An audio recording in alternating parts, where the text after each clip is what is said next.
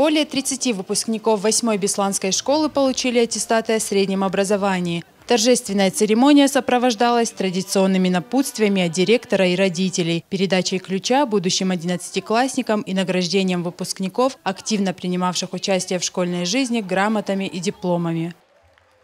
И если старшеклассники в этот день получили заветные корочки об окончании школы, то ребятам, которые продолжат обучение и в новом учебном году, первым в республике вручили универсальные электронные карты. Ученики будут пользоваться ею, проходя в учебное заведение. Теперь ученик может посещать учебное заведение посредством универсальной электронной карты.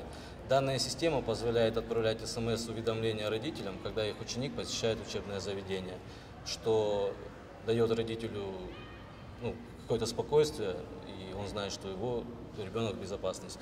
На сегодняшний день мы выдали 30 универсальных электронных карт участникам школы, и до конца года планируем выдать универсальную электронную карту всем учащимся. По словам руководства школы, внедрение в учебные заведения универсальных электронных карт благоприятно скажется и на школьниках, и на их родителях. И вполне возможно, что надежды на дальнейшее сотрудничество оправдаются. Мы благодарим Центр информационных технологий за возможность учащимся использовать универсальную электронную карту.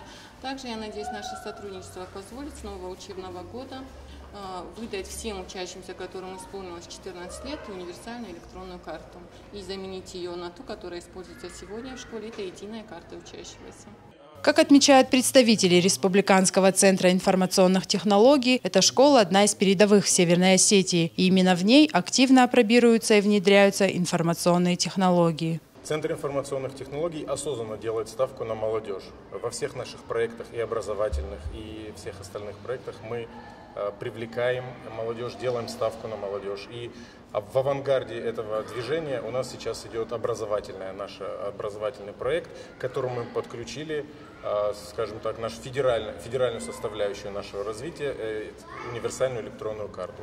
Я думаю, что это только первый этап, и в дальнейшем мы будем действовать еще более поступательно, объединять это все в одну большую систему. Наши дети, наша молодежь – это наше будущее, и инновации, развитие, все это взаимосвязано. Рая Дзантьева, Евгений Маркин, Осетия ТВ.